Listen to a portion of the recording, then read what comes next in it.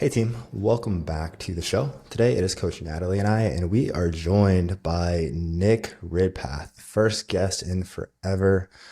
I know everybody, right when you started listening to the show, you could probably sense that big Nick energy. So here we are. Natalie, take it away. Yeah, so super excited to have you on, Nick.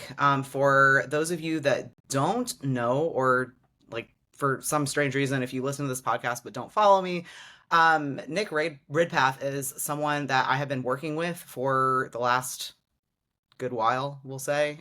Um, he is one of my coaches and a mentor of mine that has really had a big impact on my coaching and the way that I train and the way that I train my clients. Um, and he knows a lot of stuff. So we thought it would be fun to kind of pick his brain. He is an in-person trainer at my gym, DMV Iron, in the Washington, D.C. area. But he is an educator with Prescript and also is owner of Unbranded Fitness, right? Nick. Nick. Yeah, unbranded performance now.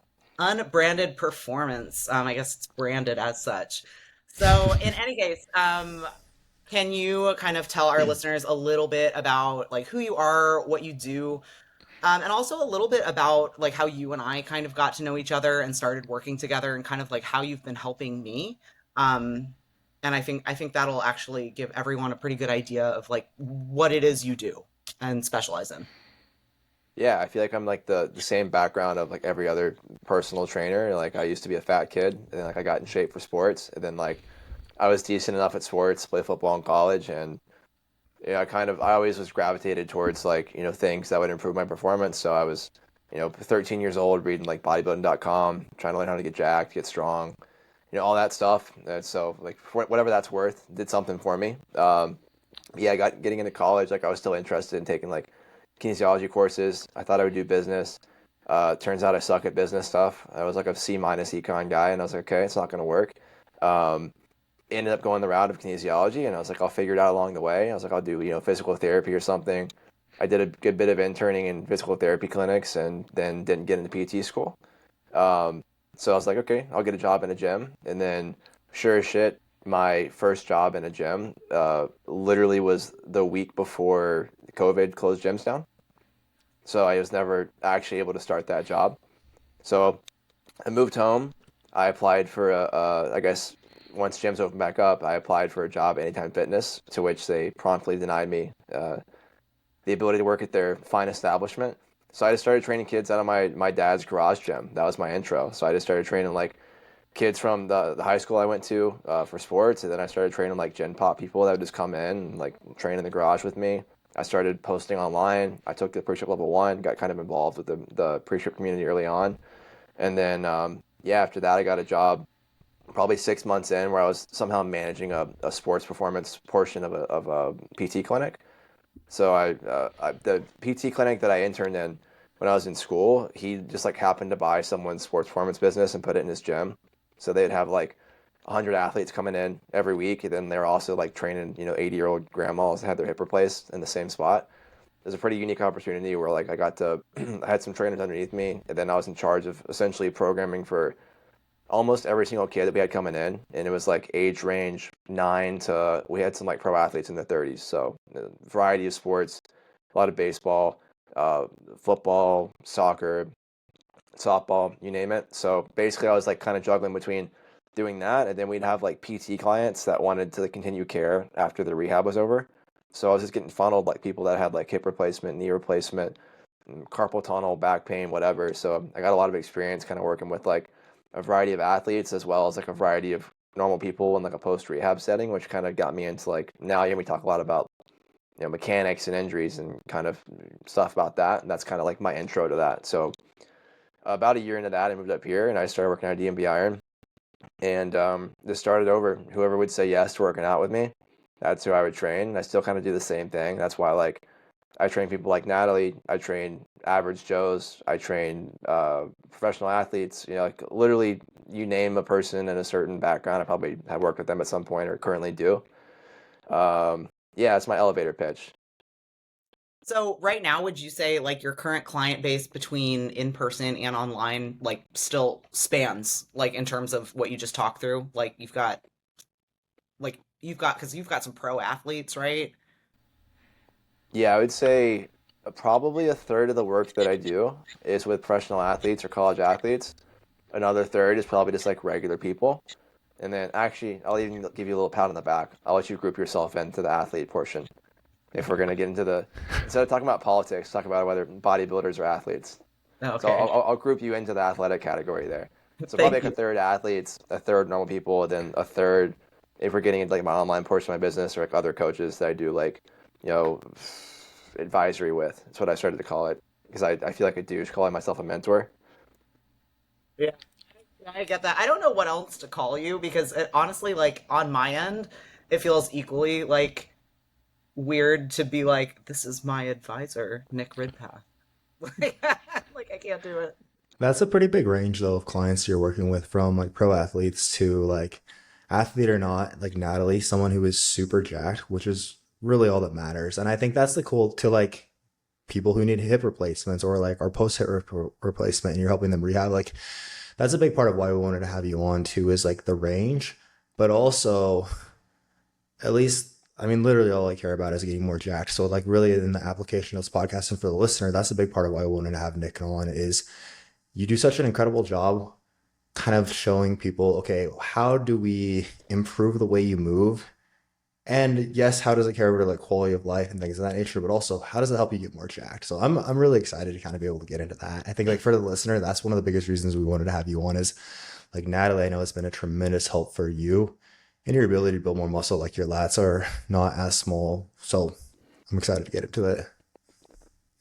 Yeah, in terms of our work together, that's pretty much kind of like it was, I was having some well, movement dysfunction, but I was having like some elbow and like forearm pain.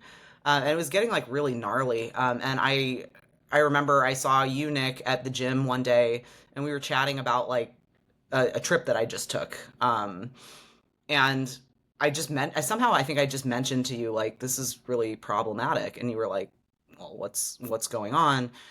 And so we kind of started talking, and I was like, actually, like, can you just like look at some things for me? And that kind of just like kicked things off. And I saw some pretty good progress like right off the rip, which was obviously like really cool.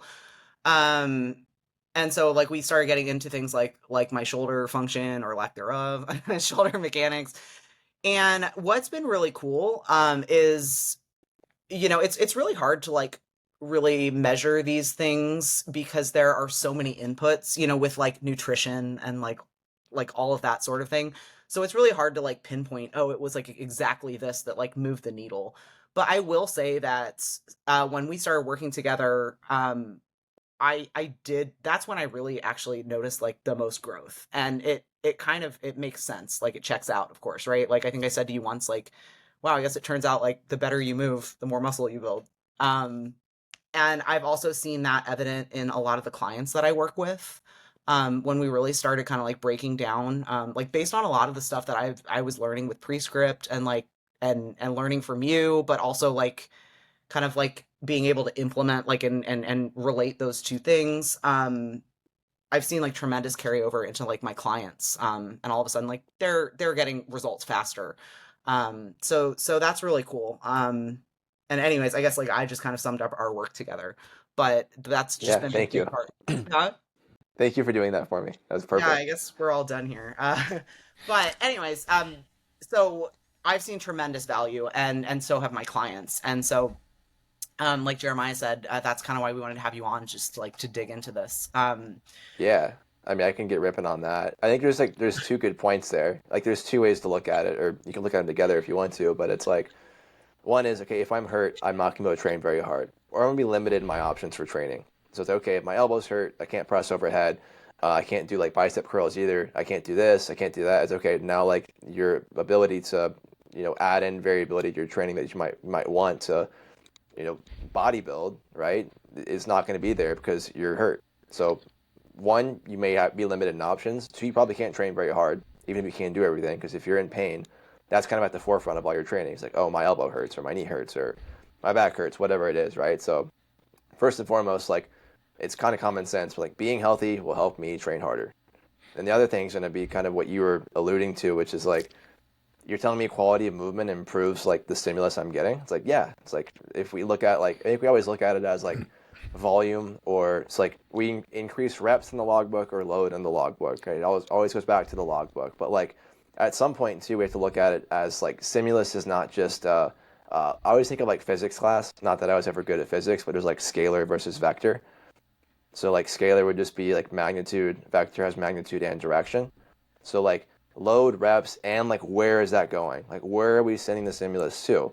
You know, how precise are we with our movement and our execution? So if we are increasing load, increasing reps, but our form is really shitty, or our form is progressively getting worse, are we actually progressively overloading?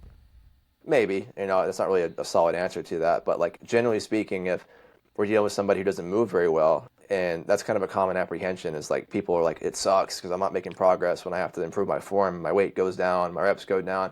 It's like, yeah, but we're improving the direction of that stimulus. So like if we're using that as a scale for like the overall stimulus, it's like we probably are actually progressively overloading because we're improving where we're sending the stimulus to. Right? So I think that's like a huge factor that people like never talk about. It's like quality matters, and it's hard because it's like how do we measure that? It's very subjective, you know. How I granular are you getting with a lot of your clients with regards to Not. movement? Okay. Yeah, I mean, like so, like it depends who you're asking to, right? Like who is viewing it. To the average person, it might seem granular, Right. like, but like even for you, there's like stuff that you get away with because I'm like it probably doesn't make that big of a difference. Now, if you're like, you know, my elbow hurts on this, like I'm gonna look for something granular if it looks decent, right? So I might pick apart decent to get perfect if something's hurting on you. But like if we're hitting most of the like the movement standards and someone's making good progress, especially like the psychological element, some people will get in their head. It's like, oh, I'm doing it wrong still. Like I thought I was feeling really good about it. So there's more factors that go into it, but I mean, like define granular here. Yeah, I guess for me it's always a conversation about like you know, you don't want to like turn a fire hose on a client and give them like a list of here are like 20 things we could do better. You know, so it's like picking and choosing like how many to go for and what direction to go in. Yeah, I think that's honestly, this is kind of synonymous with like a conversation I was having this morning in a pre-script lab about like cueing. Like if we were in person coaching somebody giving cues, at some point, like we're giving so much input that their brain's gonna explode. Right. And like, wait, chest up, knee in, hips towards lead leg, look down. They're like, what? Okay, I'm done. Versus like we pick the thing that is like the lowest hanging fruit and attack that first. Like one cue, talk about it in between sets. Hey, you did better. Now I want to focus on this thing. So I think too, like when we're kind of breaking down like how granular should we get with a client, and it's like, well, what are the big rocks? Let's uncover, you know, big rocks first before we start to get granular. let's kind of start in that path then. So, new client starts with you. Their goal is to build muscle. We want to improve body comp. What is your intake like when we're talking needs analysis? Like, how are we going about that? What are you looking for? Yeah, I think like honestly, we could even treat it like sport if you wanted to. Like if our sport is going to be getting jacked, okay, what are the basic needs for that? Like what general preparation do we need? So like what is the overall movement quality? Do we have any sort of like movement dysfunction or whatever we want to call it that we need to address so that we kind of like we said earlier, we have options in movement. We have the ability to train hard. Like we can kind of, you know, go full throttle. That's kind of my first thing is, you know, how well do we move? And then we can get into like, you know, what is our body composition? What is our cardiovascular base? You know, like I'm sure the majority of clients that reach out to you guys probably don't do any cardio at all. Like very just like basic, you know, physical fitness. Those are things I think we should look at, you know, like building the engine, if you will, and also making sure we move well. Okay. So, when you're like Sorry, analyzing, I didn't mention go ahead. strength too, because sorry, yeah, I'm sure like there's a lot of people that are as weak as piss, and like they do need to get stronger, and those are actually people that we may be less granular with, because we're like, hey, like I'm not gonna worry about like perfecting your RDL or your split squat at the moment. Like we're still gonna work on those things. Don't get me wrong, but like you need to live on a leg press and a hack squat, and you just need to get stronger for now. Okay. So, like, when a client like this comes on board, are you just watching them train? Hey, let's just go through a normal session and let's see if anything stands out, or do you have like a this is my gold standard movement screen and you get my seal of approval if you nail this? Yeah, I do. I think movement screens are such. Can I cuss on this podcast? Like, what's the deal? I Yeah, think you that's already fine. have. Okay, I think I So, probably already have. I can't help it at this point. I'm such a bad person. No, like most movement screenings are like total bullshit. You know what I Okay. mean? It's like they're not even testing our ability to do anything other than like the task itself, like an overhead squat, or Hmm. even like I hate doing like a windmill with a gym pop client. It's like they can't even like bend over, touch their toes correctly. How are they going to be able to organize themselves and twist around in space? And so like I think most assessments for me look like actual training, and then we could kind of break down like basic movement patterns. Like I want to see you press and pull overhead. I want to see you press and pull in like a horizontal like plane, and I want to see you do some sort of exercise and more shoulder extension like a dip, which could be it could even make a dumbbell incline curl for somebody that has very limited access. So something in shoulder extension, horizontal push pull, vertical push pull. For lower body, I want to see you on something that has it's gonna have a limited base of support, like a split squat, step down, B stance RDL. I want to see you hinge. I want to see you squat. Like those are kind of like the three things I want to look at from a movement perspective. And then we kind of see, okay, how do the hips move? How well do we bend the knees? How do we kind of organize rib cage and pelvis? How do we overall just like manage our center of mass? And then we'll usually start to see like there's a lot of heuristics we can use where like we can group people into certain categories. And it's like, okay, this person moves like this person and this person moves like that person. And like 90% of the time, it's probably like two categories of like movement biases or dysfunction we're going to look at. Okay. So, like, let's say Natalie, when you guys started together, if you remember, like, what were the biggest things you saw with her that stood out? Yeah, like rib cage hypermobility. So that's Okay. kind of like if we're talking about a heuristic, there's like that's one, and especially with bodybuilders that are like super jacked. Since Natalie's jacked and you're not, she wanted me to tell you that. Thank you. I saw that in the outline. But yeah, like typically, like you'll see a lot of like bodybuilders that are like hypermobile to the rib cage. So like when they're getting overhead, they'll get a lot of like rib cage flare. So Okay, instead of gotcha. actually like using muscles to get overhead, like our serratus to kind of like pull the scalp around the rib cage and upward rotation, it's like we're just gonna flare the rib cage instead. Like we're gonna circumvent shoulder function to get overhead. Or like getting into shoulder extensions. And like a chest supported row, you'll see like chests coming like really far off the pad, and then like as we protract, we get really like spinal flexy, right? A lot of like thoracic flexion, thoracic extension as we're moving through these exercises. So rib cage is moving too much, and then like the other like opposite end of the spectrum would be someone like me, or like my rib cage and T spine are like super stiff.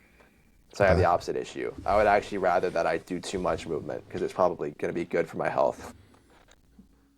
So does that more so look like then you're typically like almost a little bit rounded forward, or what do you mean there? Yeah, so like Or just we you can don't kind of move well at all? no, you can kind of go the route. I think like each category is gonna have so like kind of what I'm describing for myself is the classic. Like if you look up bad posture, more like Yeah. kyphotic, but like rounder rib cage. You could go down the route of like what PRI talks about, which is like wide versus narrow ISA. But like generally speaking, there's like people that have like wider rib cages and they're a little bit more hypermobile to the rib cage, and then there's people that have like a narrower rib cage and they're a bit more stiff. And that's like not Okay. a golden rule. It's not like we have to group somebody into this hat because you'll see exceptions to the rule all the time. But like generally speaking, if I'm just like walking into the gym, I can like look around and be like, yeah, they're probably gonna move this way. Yeah, they're probably gonna do the opposite of that. Like I could probably get an idea just like watching somebody walk in the door, like as an assessment. But like I always want to verify that. I always want to see you move and see like how you actually do organize yourself and not just make a guess based off of your structure. do you find with more Gen Pop, they tend to fall into that latter category of like a little bit more stiff, just given most people are working 9 to 5s, like sitting at a desk, like not moving a whole lot. Uh, Honestly, I see a good bit of both. Like there's a lot of people that want to like wiggle the rib cage around whenever they're trying to do anything. I have to tell them to like really sit still, like hey, use your core. And then there are like a lot of people that are the classic like old man torso, and they can't even like do like a side bend and reach over their head. They're so stiff they can't even like, reach over their head. They're the kind of person that would like hurt themselves pulling their wallet out of their back pocket. You know what's funny is like I never thought that I had shoulder issues. And I look back at like old photos of me like doing a handstand, like when I did gymnastics, and it's like the same thing. It's like rib cage is flared, like years ago.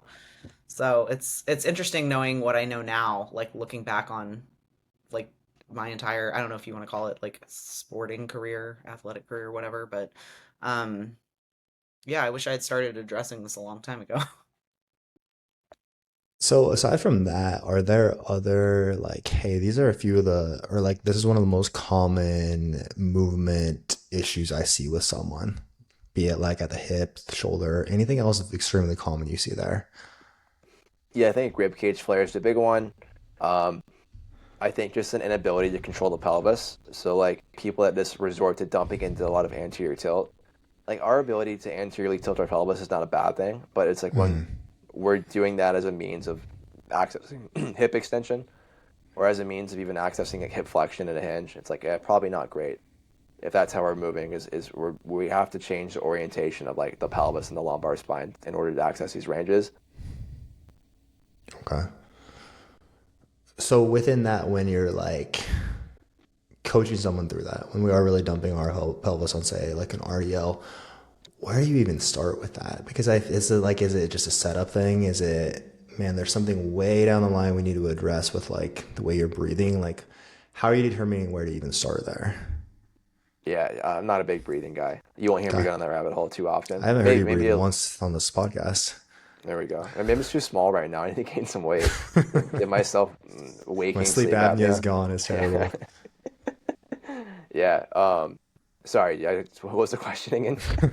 When you are looking at like someone dumping their pelvis on RDL, let's say, how are we even going about like how are you getting to the starting point for solving this, right? How do we determine like is it just a setup thing? Is it like again not a breathing thing? It doesn't sound like that's normally what we go to, but like is it like how far down the line we're going? Like how are we kind of starting to fix the problem and like figure out what the issue here even is? Yeah. Are you familiar with Occam's razor? No. Essentially, it's like the simplest solution is usually the right one. So I try to Okay. start with the simplest solution, which could be like a lot of people will carry their center of mass back. So like kind of like hyperextended through the knees, weights in the heels. And it's like if I'm gonna hinge and I need to push my center of mass back, my hips need to move horizontally behind me, right?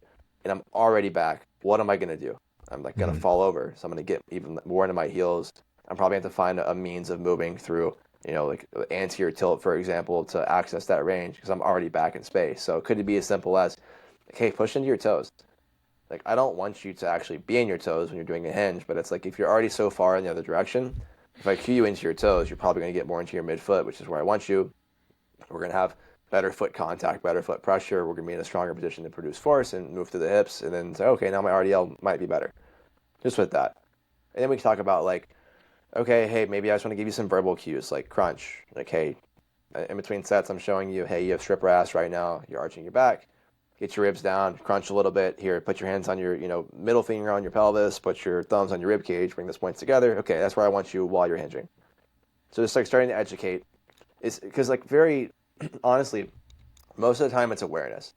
Like it's not ability. It's just our awareness of where we are in space. So it's not like we need to pull out all these magical tricks to fix it. Which like on occasion it's like yeah I might want to do some passive work, some stretching, some drills before, maybe some people might need some extra love like some manual therapy, but for the most part, like if I just can get you in a better setup and I can cue you into better positions, it's like we're probably going to improve movement much faster.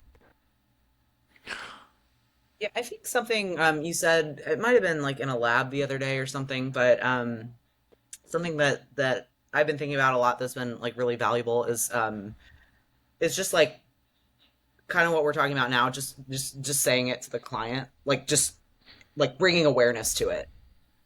And like honestly, I'd say like 8 times out of 10, like they just need to be more aware.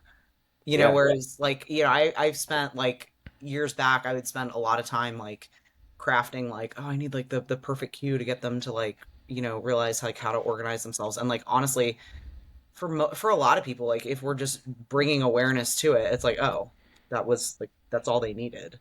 And they might need that reinforced, so you might have to kind of like keep on them about it so until it's like top of mind and intuitive at some point. But anyways, that's something you were talking about the other day that was very helpful. Yeah, no, I mean I think you raised a good point with like people are going to bias certain ways of moving based off their structure. based off of their environment, based off how they learned how to move, maybe even if they were athletes, like especially like pitchers, kickers, things where we're doing like very repetitive stuff on one side. um, but yeah, it's like they're probably going to bias that movement, and we can get them better at moving out of that bias, but we may have to always come back to that same cue for them. Like we know what their cue is going to be to fix whatever their issue is, and especially when they're tired. It's like, okay, I know this person's going to do this, so like on a set of 10, maybe like rep 6 or 7, I'm reminding them. I see they're starting to get out of it, I'm going to remind them then. And maybe it's always like that.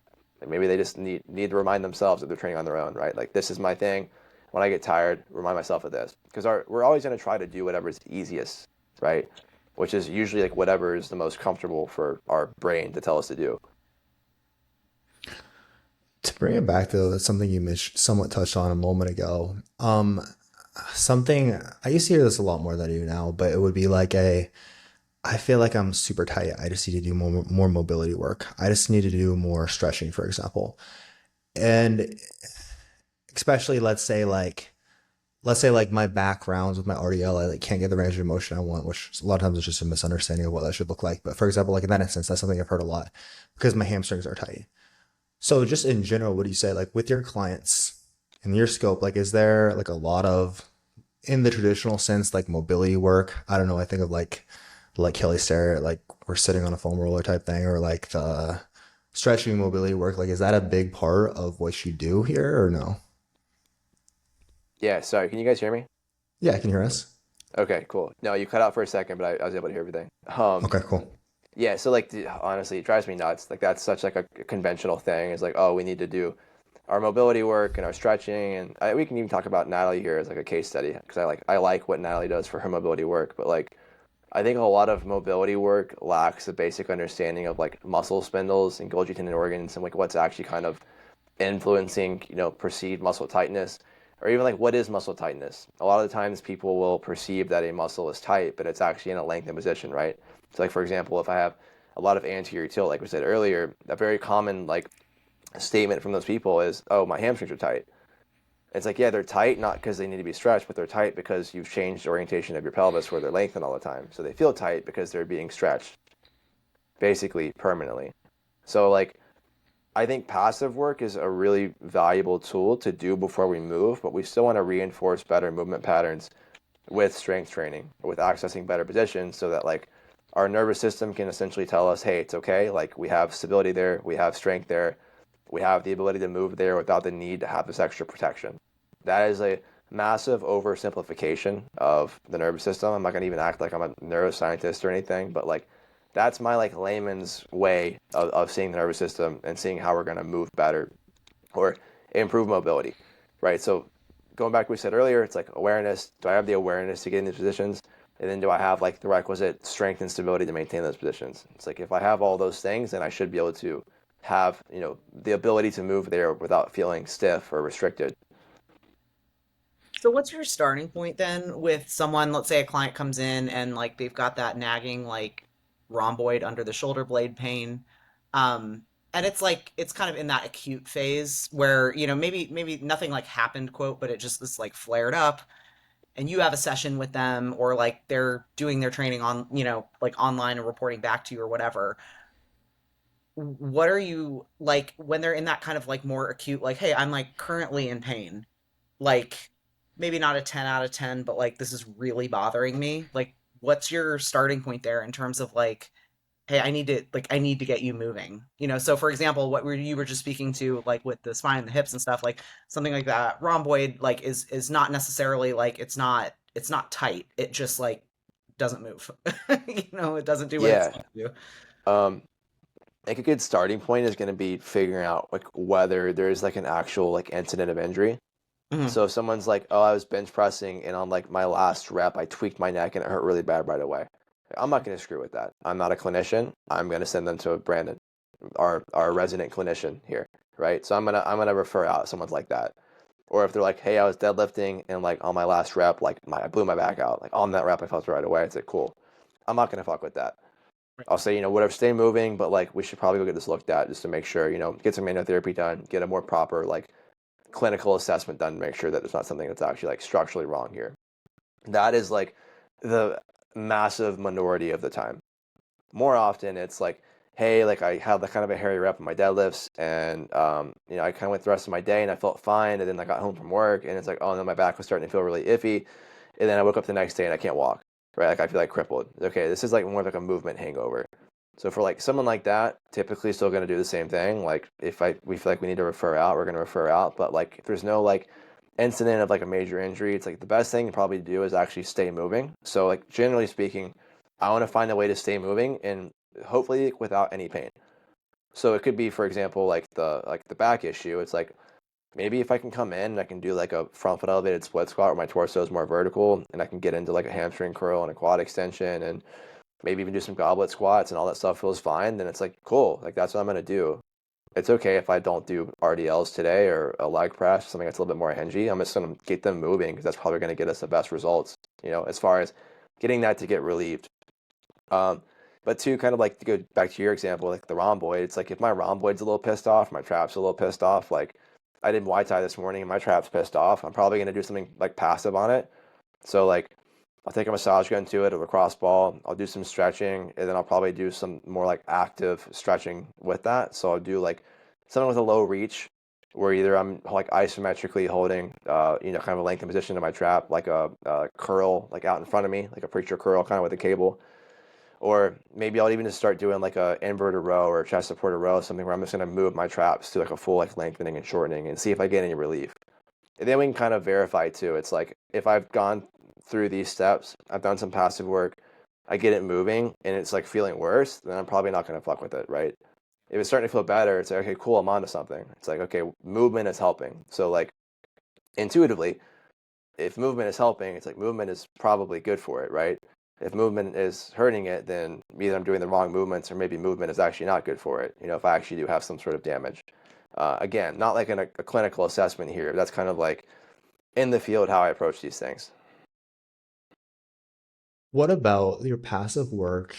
I don't know if prehab is even the right word, but you mentioned like I like the passive work that Natalie does. So when we're looking at not necessarily like I'm in pain right now and I'm trying to address this, but like maybe these are nagging issues or just hey, in general, like this is a good way for me to quote unquote warm up before like my lower body session.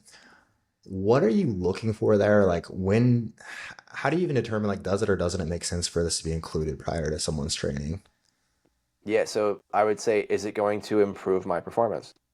And Okay. then we can gauge what performance is, right? So Okay. it's like if it's like an older person who like just needs to get through a session and like they come in stiff every day and like they like a warm up, then like also psychologically they think they're getting warmed up and they like the idea of getting warmed up. And Yeah. it's like now we can kind of kill, you know, a few birds with one stone. You know, maybe we do give them some foam rolling and stretching and then we pair it with something active they like. And then now we're training versus Okay. like yesterday I had to do like a quick 30-minute session. It's like a push day and I literally just started with my first exercise.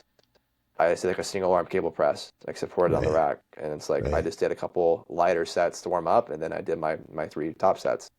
Okay. And that's all I needed that day. And like Okay. maybe if like you know my shoulder hurt or something felt funny, I would go back through and kind of reassess. You know, how should I better warm up? But if I don't have any restrictions, then I can just hop into it theoretically. Like there's no warm up that I need to be doing. But if I do have some restrictions, if I do know like okay my hip gets a little sticky in internal rotation or my shoulder gets a little sticky when I get overhead, it's okay now I can start to craft out a warm up that might break down the components of what those things are that might be preventing me from getting into those positions better.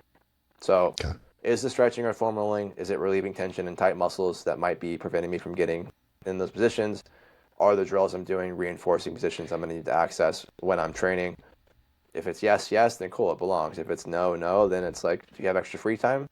Yeah, okay, cool, it's fine, leave it in. But if you don't have extra free time, like I know a lot of the clients that pay us, they're like, I want to get in the gym and I want to get out. Like I have work and I have kids at home and like I don't want to waste much time at the gym. It's like, okay, we need to be efficient with what we're giving them then.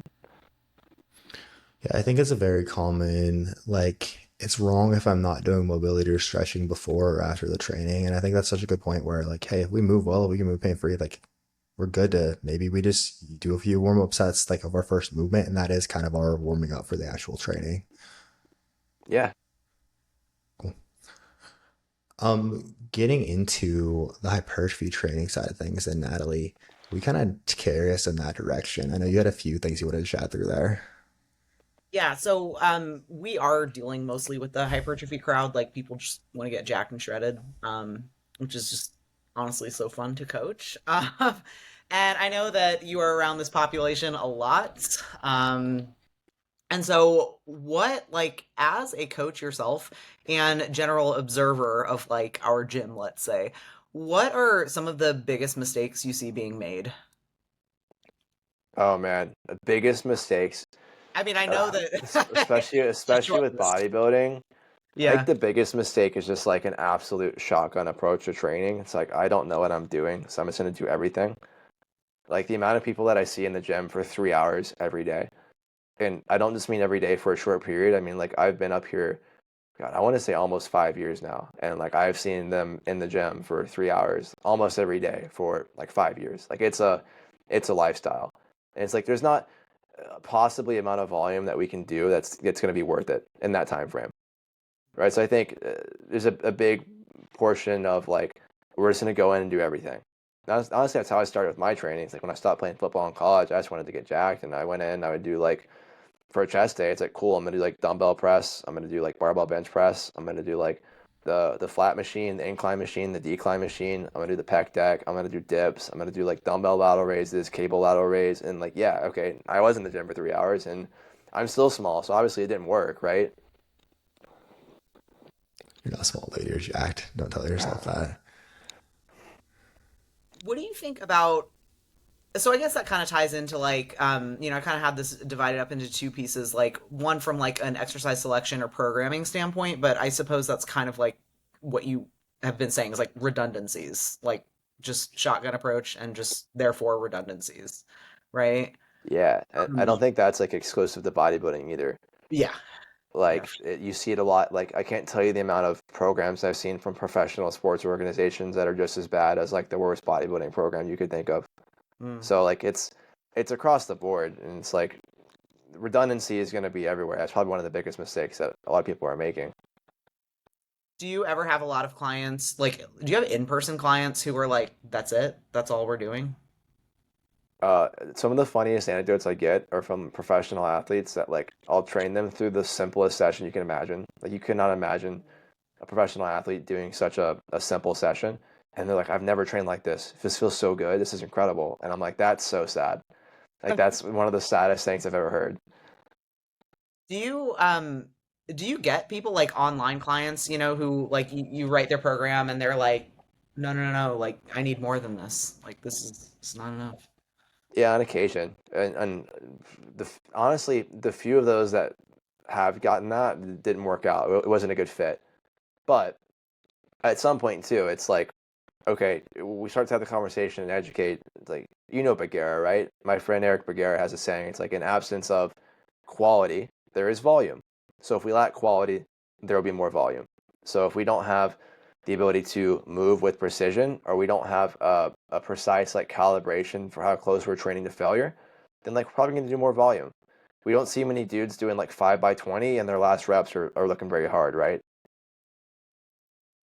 So yeah, so it's like, is the intensity very high? No. So what do we have instead? We have volume, right? So it's going to be kind of like an inverse correlation there between intensity and volume, right? Like that's more intuitive. It's crazy how like it's so rare I've ever worked with a client who started and the problem was they weren't doing enough volume. I think it's almost always like we're pulling it back. And basically, like as you've been saying, it's less volume but better intensity and better accuracy in our training. And people, you can typically get the result with so much less, but people just always like it's so easy to want to like the quantity is what needs to increase. Like always trying to pull the quantity lever. It seems like is where most people are going. Yeah, and usually too, when you start to describe that and you start to implement it and coach people to move better and also to train harder, right? Like train in closer proximity to failure, they feel it. And they're like, okay, like I see what you mean. Very rarely is it someone that's like, oh, I want you to build into my spreadsheet like a tracker for how many sets per week I'm doing for every muscle group, right? Like that's a non-starter for me. So I want to kind of on the hypertrophy route as well. What are your thoughts on the statement? A stable movement is always better for hypertrophy. Because I mean, I feel like it's something that's thrown around a lot. And for the longest time, that was like, hey, we're always going to lean towards a more stable option. Of course, that's changed a lot with Prescript. Like, what's your take on that? Like, if the goal is just to get jacked, should like Natalie only do fixed path machine movements or whatever it may be? Yeah, funny. I think I literally just uploaded a YouTube video today on this like very topic essentially. But like, there's context here, right? And it's like in a vacuum, then like yeah, it's probably a pretty fair general statement. Like if my goal is just to get jacked, I probably want to have more stabilized options, right? I can literally train them harder, way easier, without the need for internal stability being my like limiting demand in exercise, right? So things that are less technically challenging and higher in external stability are intuitively going to be easier to train hard. But there's going to be caveats too. It's like if we're always putting ourselves into machines or like bilateral patterns, it's like we're lacking the ability to express function at the shoulder, at the hip, at the spine, things that we may need from like a movement like health standpoint to keep training long term, so that we're not like Natalie and our elbow is exploding on us, in the midst of us trying to get jacked. So like we might have some trade-offs where it's like, okay, maybe instead of doing like a preacher curl, like a fixed bar preacher curl, I might do like a dumbbell incline curl or a low cable curl where I can get exposure to like shoulder extension, internal rotation, things that they might lack to, and that will improve their shoulder function. So like there might be some trade-off there from an output standpoint, but like it's going to improve function and it's going to help us to probably actually train harder on the things that are more mid-range in nature, but also train harder for longer because we're not hurt. And then there's the other thing, which is like, a lot of this, optimality can be overridden with just load. So we think about like, the squat, bench, and deadlift. We never really consider like great hypertrophy exercises, but we also see like plenty of pretty jacked powerlifters that do a lot of squat, bench, and deadlift. So at some point, and even like old school bodybuilding did a lot of like barbell bench press, like barbell bent over rows, like Ronnie Coleman, like a lot of really heavy shit. And of course, there's like genetics and drugs and you know, very large commitment and great nutrition, etc. But like at some point, like the extra ability to load and exercise, even if it is less stable, if we get good at the exercise, like we can really train it close to mechanical failure. Our technique is so good, it's like that's probably going to outweigh some other options that are less loadable. So just context here, right? Like I kind of gave like a view of like where we may want to start to weave some of these things in that may be less like optimal from a hypertrophy standpoint, but in the greater picture, it actually is going to be helping us maximize our gains. What do you think are the biggest things you see, speaking of bodybuilders, like bodybuilders typically getting right? I know you're around a ton of DMV iron. Yeah, I mean, we talked about warm ups a second ago. Like bodybuilders were the ones that were like, just start your session with hamstring curls. And it's Yeah. like, oh, okay, if we're breaking apart, like if our main movement's a hack squat and we're doing a hamstring curl first and my knees hurt, it's like, I'm probably going to get some sort of like reciprocal inhibition of my quads. My quads are tight and giving me anterior knee pain. And then also like breaking down the components of a squat, it's like I need my knees to bend in a squat. So what am I doing first? I'm getting my knees to bend. And it's okay, like that's pretty smart, right? That's actually not a terrible idea. And it's probably a lot better than doing a lot of like the bullshit prehab work that we see going on the turf section in every gym and across the world. I do want to ask you, like, what are some of the most like ridiculous movements you've seen from bodybuilders in the gym? We don't need to call anyone out, but but you see some Dude, like pretty I'm waiting to insane. get a cease and desist letter from a company after another podcast I did comes out. Um, Oh, dude, the biggest thing for me right now, it's not even like I love the old school bodybuilders. Like I respect that so much more than whatever like the glute revolution that we're seeing is. Where like everything is banded. Like yeah. somebody was telling me they saw someone like tourniquet their ankle into their hip, like in a rear foot elevated split squat the other day, and it was like supposed to be a glute exercise somehow. And it's like honestly, the creativity is like I love it. I really respect the creativity. Like it is some top level salesmanship, but like at the end of the day, it's like none of these bands are probably doing anything for us. Do you think that's just like as a result of kind of the social media thing and like not the novelty of it? You know, people are just trying Yeah, to like now. novelty. Yeah, novelty. It looks good. It looks creative. Makes you look smarter than everybody else. And also, like, if you get enough volume of clients, you get proof of concept pretty fast. Because kind of like we just mentioned, like with genetics and hard work, you're going to see progress. Like a lot of people are going to see progress in spite of what they do. You could literally get them anything. You could be a terrible coach and get enough clients, and like you're going to get some good testimonials. Because like there's people that are gonna make progress no matter what because they have the work ethic and the genetics to make that happen. So it goes a long way. But it doesn't sound like you're a fan of us putting like a band around our knees, for example, for like everything we're doing glutes, like barbell back squat band No, and dude, knees. because it shows a very like central misunderstanding of like actual mechanics at the hip, and then also just like a very simple misunderstanding of like what drives hypertrophy. So like if we're trying to grow muscle, generally speaking, what do we want? We want mechanical tension. So if I'm doing a dumbbell RDL, and when I add in three different bands around every knee, ankle, and hip in my body, and I go from doing 100-pound dumbbells to doing 40-pound dumbbells, it's like, okay, at what point have I just nerfed the load on the exercise so much that I'm actually not getting the same stimulus?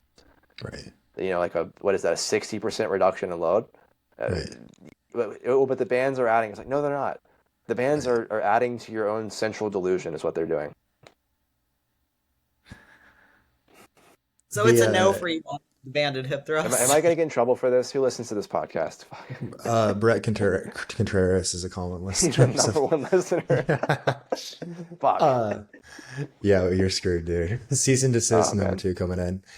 From a movement perspective, kind of talked about a lot of movements we hate here. So what would you say, like, be it you use these a lot with clients or anything that stands out as far as underrated or underutilized movements? Underrated or underutilized. I think what's underrated is like actually getting good at the simple stuff.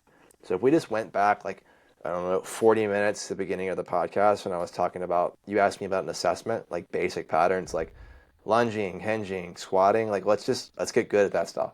And like actually take time to get good at it instead of trying to get creative. It's like, oh no, actually we need all this like these special variations and stuff for us to grow. It's like, no, you don't. It's like you just suck at doing the basic stuff. That's why you feel the need to do all this fancy stuff. It's because like it's like your last ditch effort to see some progress. And it's like the underrated exercises are just like getting good at the basics.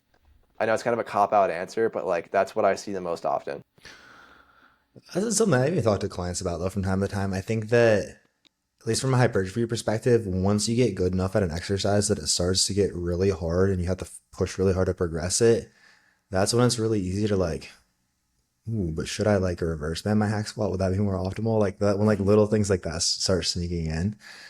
Um, Anything else you'd like to add then as far as overrated movements that are you see like overutilized, you just outside of the band stuff that we talked about? Outside of the band stuff.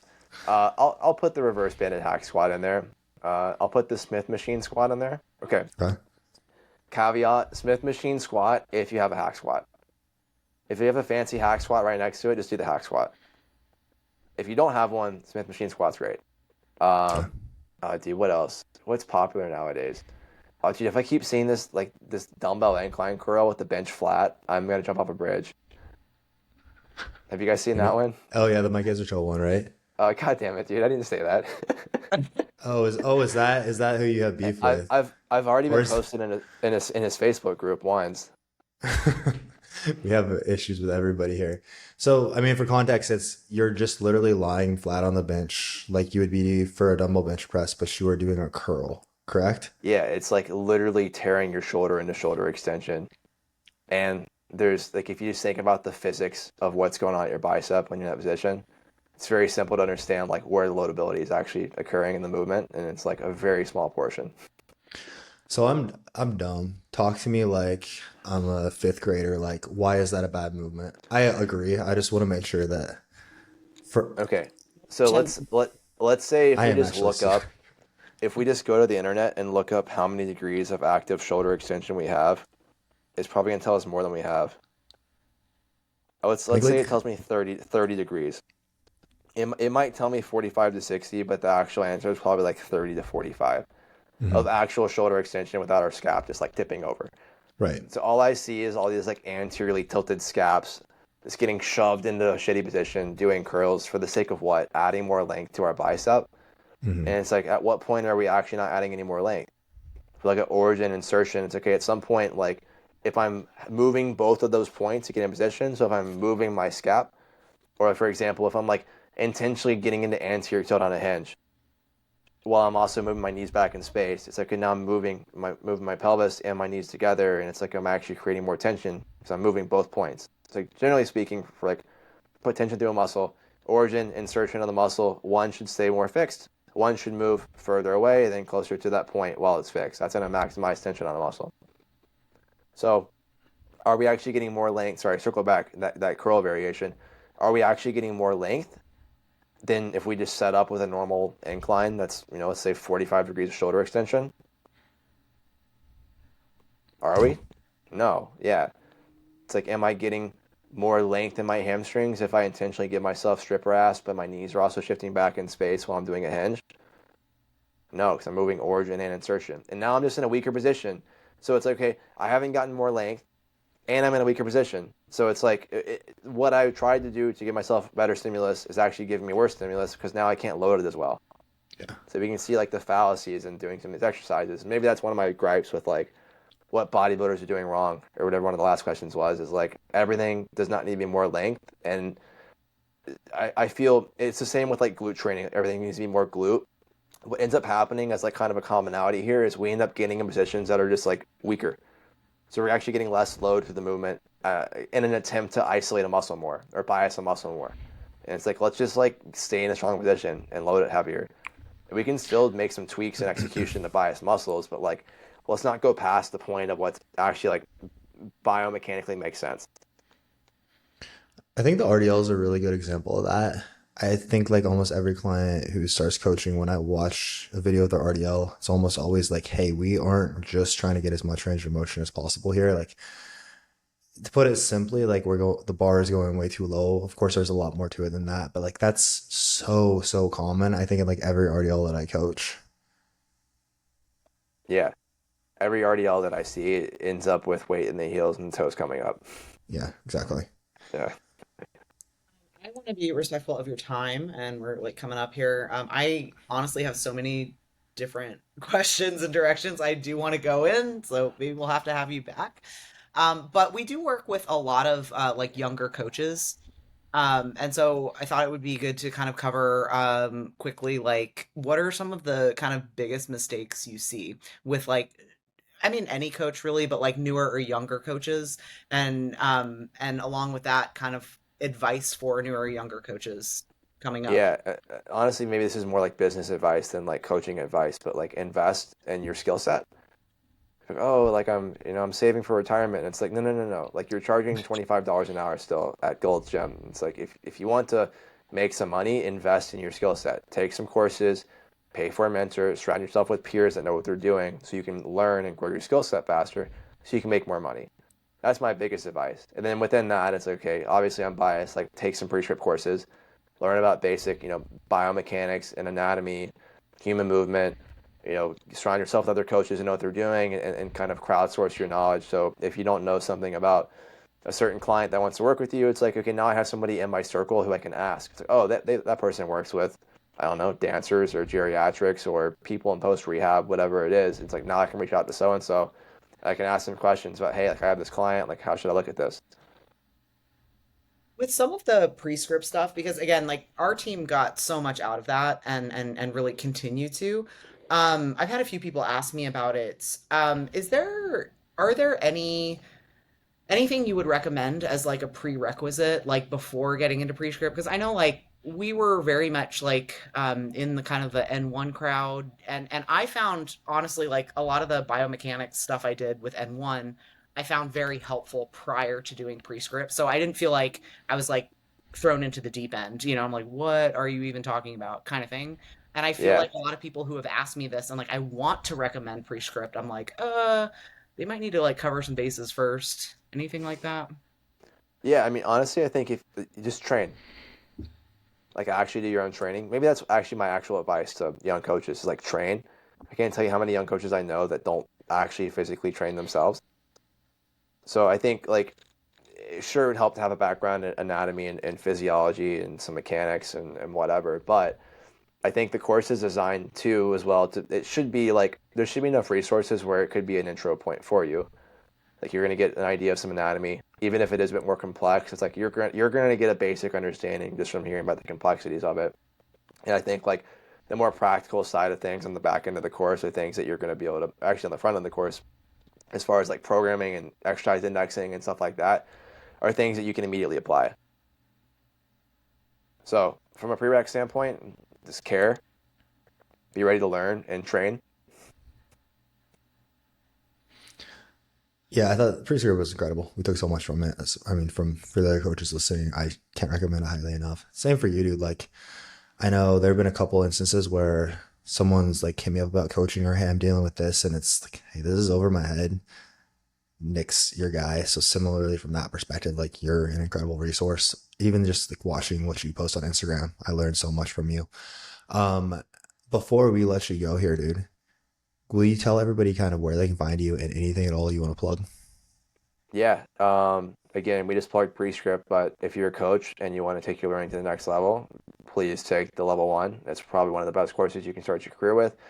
And I am biased, but like that's what literally how I started my career. Like probably the first year I was a coach, I got involved with Prescript, and it's paid tremendous dividends for me. So I can't recommend it enough. Personally, Instagram, YouTube at Nick Ridpath underscore. Website is unbrandedperformance.com. And you can check out too. I just launched an advisory portal, which is essentially like I'm just posting case studies in there. So I post a poll on my story every week of a client with some sort of movement dysfunction, and I go over in detail, kind of in like a private portal. I also plug in some like business stuff for coaches. I plug in some like basic training principles, like how to coach a movement. Um, Kind of like the whole rant I went on about like scalar versus vector, and kind of defining like qualitative movement. That's stuff that I do like longer form content on there.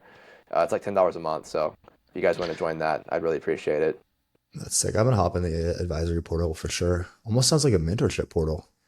I'm Man, just fucking yeah, let's with you. just start I'm calling messing it. with Let's you. just start calling it that. Just I'm make just sure when you messing with you, sign up, dude. you repost it and call it that. Oh, I'm gonna start referring to you now as my advisor.